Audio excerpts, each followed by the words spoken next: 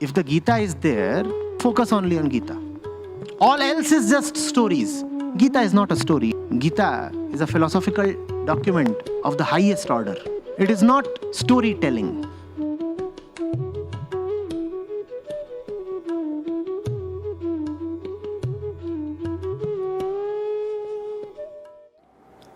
Dad from Croatia, and he says Acharya Pranam. In Shlok 407 of Vivekachudamani, it is advised to dissolve the mind by concentrating it in the Supreme Self, which is one's inmost essence. So he asks, is this inmost essence the same as the I am, the natural sense of being felt in the heart? If so, is it enough to fix the attention on this, both in my meditations and as I go through the day, bringing the attention back every time it wanders away? Would that kind of concentration be sufficient, or is something more required?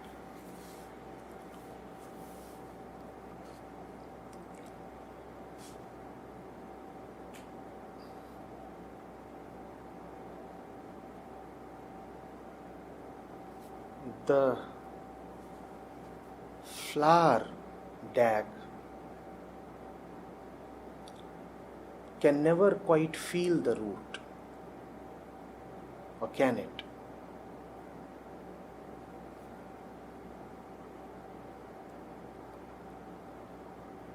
You have talked of the I am, the natural sense of being felt in the heart.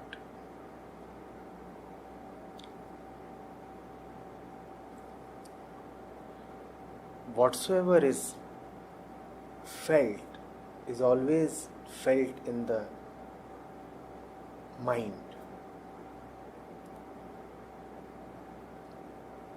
The heart is that which enables the feeling.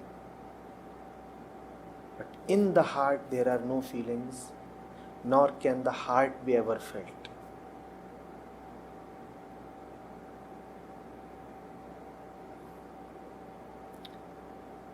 Meditation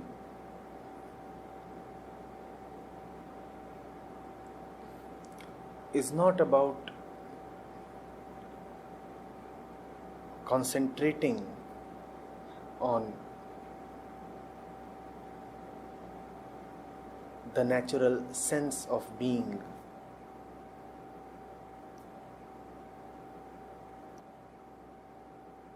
Meditation is not about bringing the mind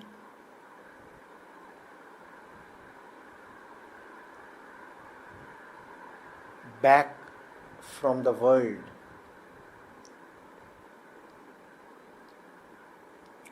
to some I am idea.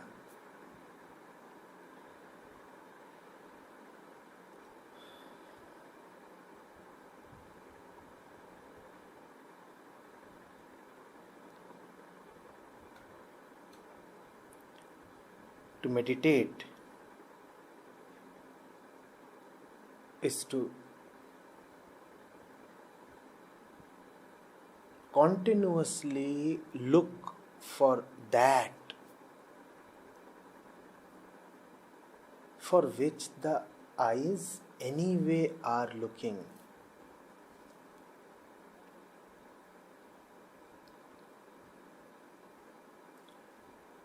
You must understand this.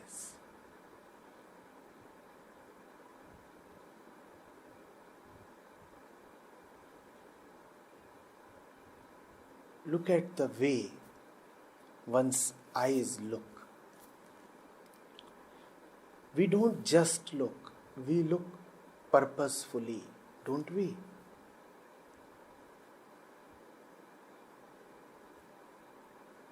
The eyes keep on looking, the ears keep on hearing, the mind keeps on processing,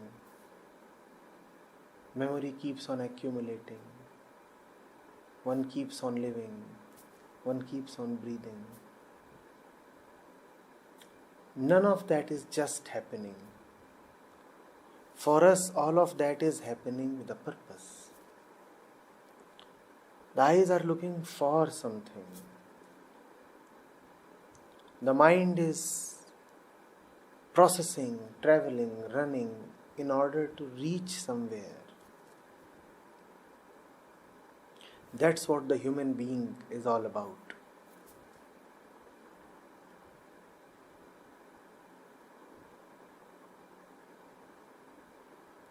A dislocation trying to find its home.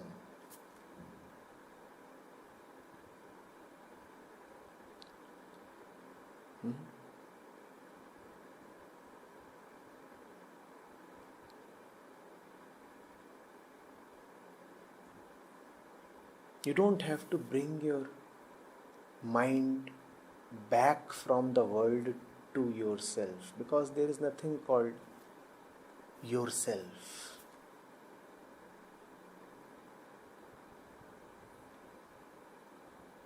The mind will anyway not be able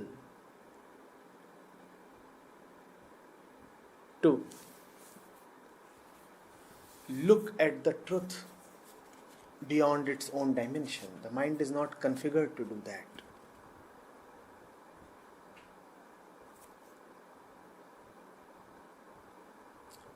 You don't have to retreat from the world. You don't have to shrink away from the world. You just have to remember that when the eyes are looking at something, they are also trying to look at something beyond that something. And that is why no thing ever suffices.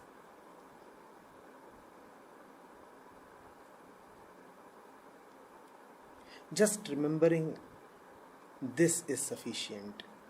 And what's more, you don't even need to remember this much. Because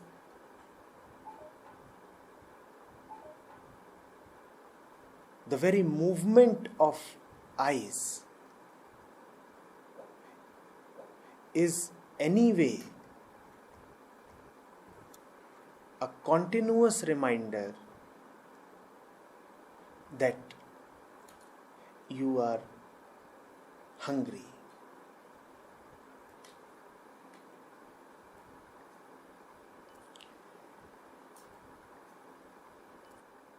To meditate is to keep your one aim as your only aim.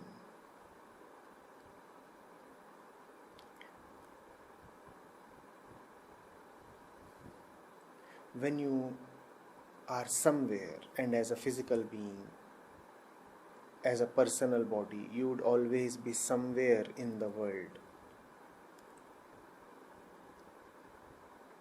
When you are somewhere,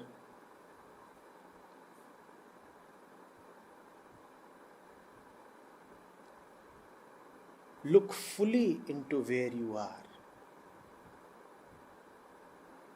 That fullness is what you are looking for. Please understand. That is meditation. If you are fully looking at the world, that fullness is what you are looking for and what you are looking at and where you are looking from. Be fully in the world.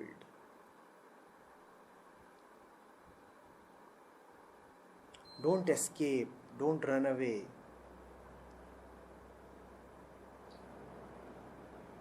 Don't try to go somewhere else.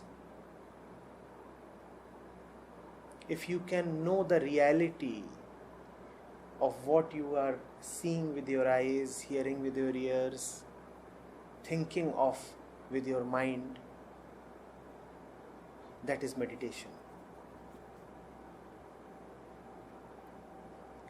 To meditate is to be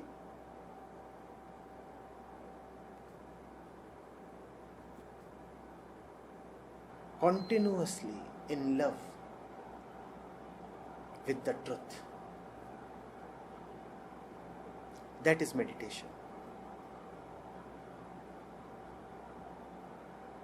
I repeat, your eyes will not look at the truth. That is not a power given to them.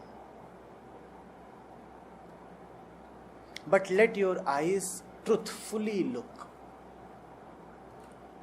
That choice is available to you. Exercising that choice rightly is meditation.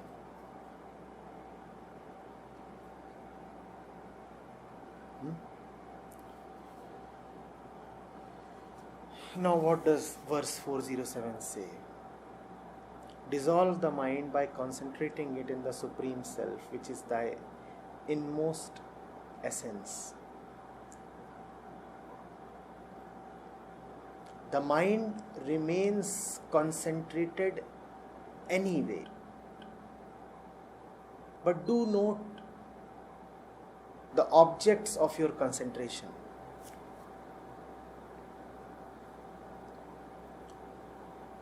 Fear concentrates you, greed concentrates you, do they not? If there is a fearsome object in front of you, you feel great concentration, don't you?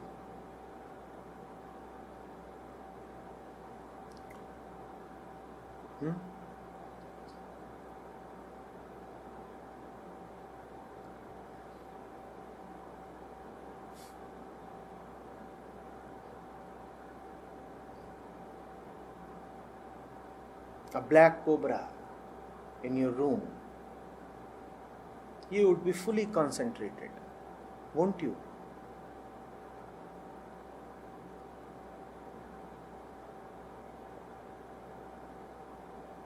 An attractive scene in a movie, you are fully concentrated. A lucrative business idea, you are concentrated. Possibility of fulfillment of desire, you are concentrated.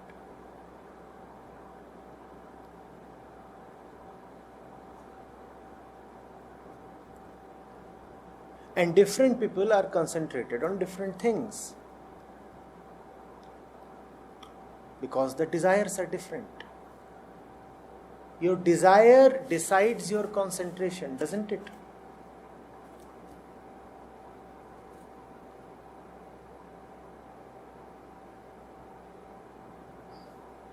What you are desirous of, that you would be concentrated upon.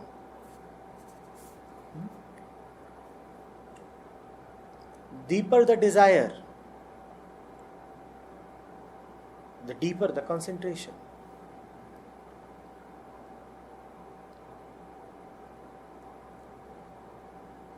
But the mind is a fool because desire is blind. Desire does not know what it really desires. So it moves in blind directions, and therefore all concentration is false.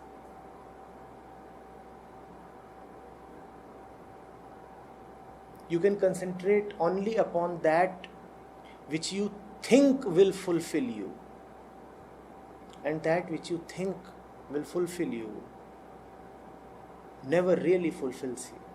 So concentration doesn't help. Hence, it is not a matter of concentrating even more. It is a matter of seeing the futility of concentration. When Shankaracharya is saying, dissolve the mind by concentrating it in the Supreme Self, then it has to be read with care and caution. What he is saying is that a mind concentrated in random and miscellaneous stuff will never dissolve. Please appreciate what is being said.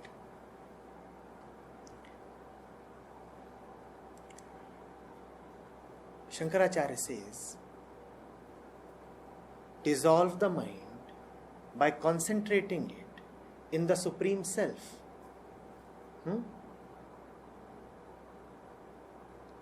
But the mind is never really concentrated in the Supreme Self.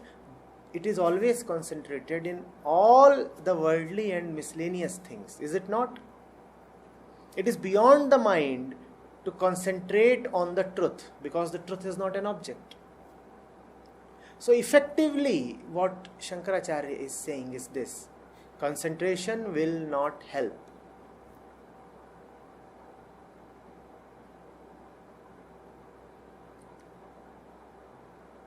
Effectively, what Shankaracharya is saying is, your mind is anyway always concentrated, and the type of concentration that you have will not help.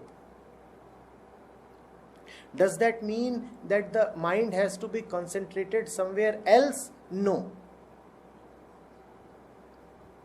This verse is then a critique of concentration. This verse just tells you that whatsoever you are concentrating on is going to disappoint you. Concentration is synonymous with fear and desire. And fear and desire are fake methods to gain fulfillment. Desire tells you, follow me and you will gain fulfillment.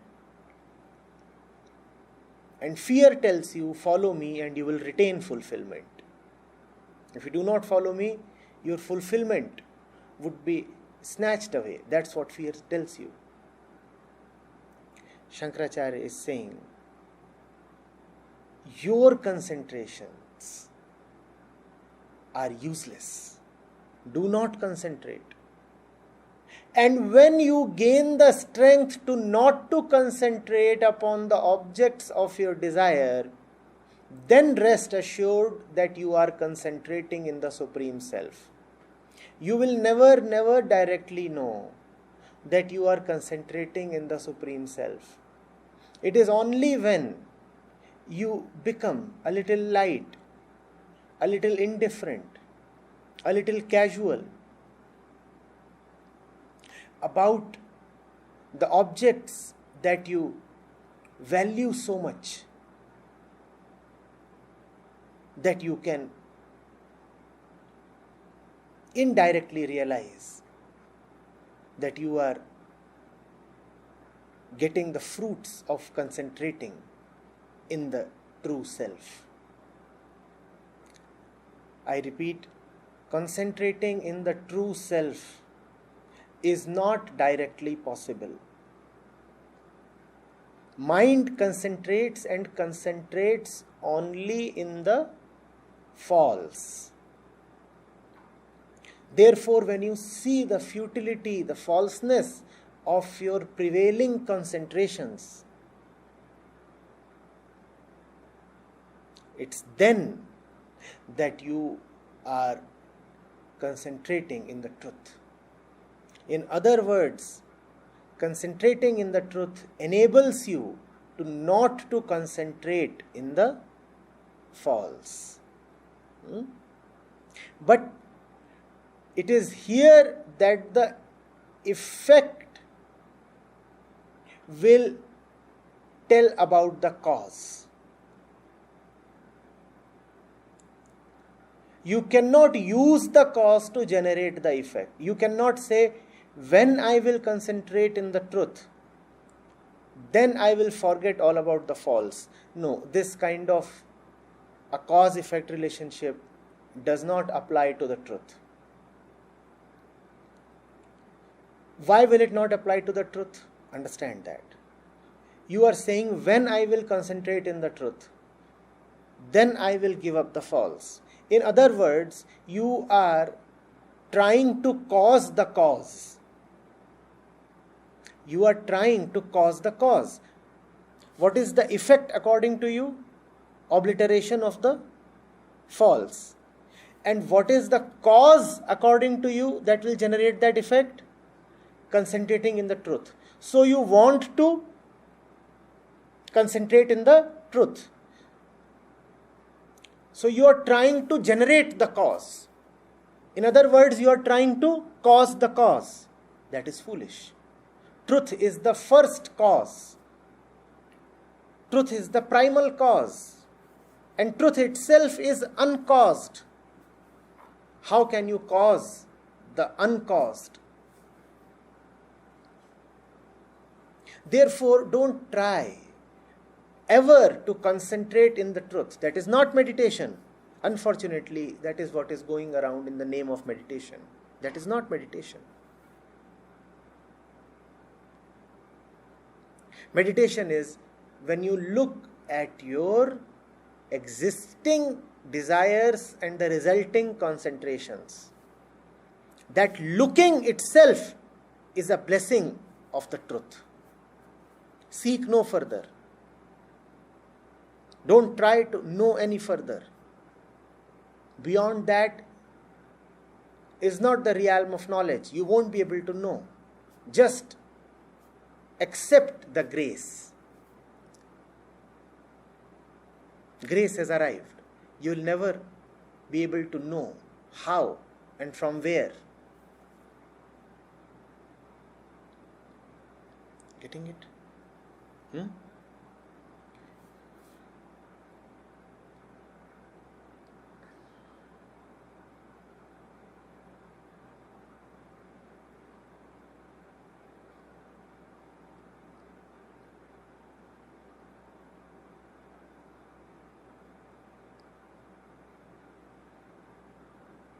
It is a strange thing.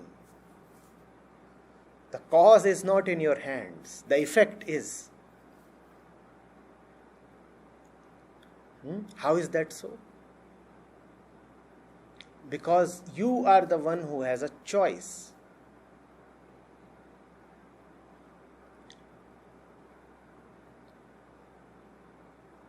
You have a choice with respect to the effect.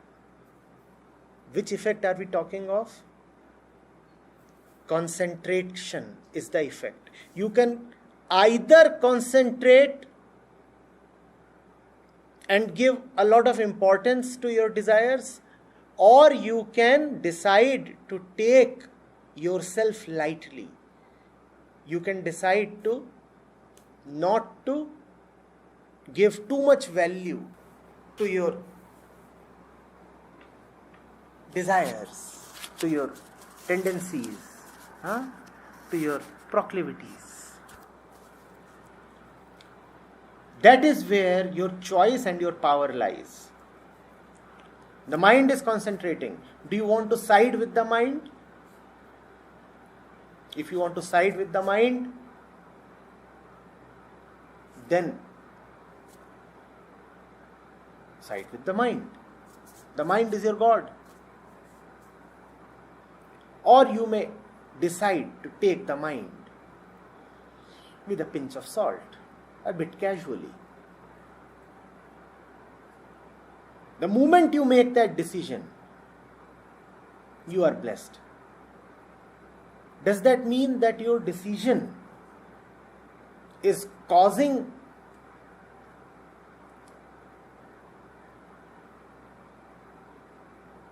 the cause? Does that mean your decision is fetching you the blessings? Yes and no, both.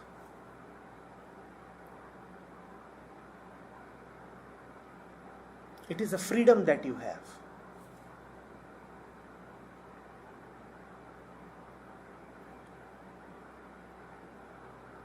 You are fully free to concentrate as per your ideas.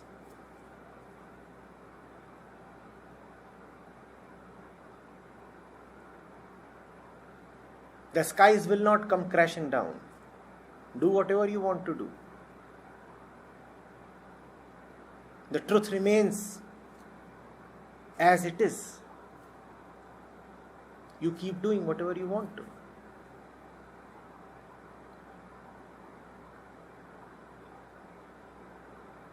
Or you may decide that the mind is a fickle thing, not to be given much importance. You may ask, from where does this difference in decision come? You will never be able to know. You will never be able to know what causes a person to choose rightly and another one to choose foolishly. You will not be able to know the source of wisdom. You can at most pray. You can at most wonder. Maybe wondering would help. Maybe wondering is what one calls as inquiry. Maybe wondering rather than thinking or ideating is the purest form of inquiry.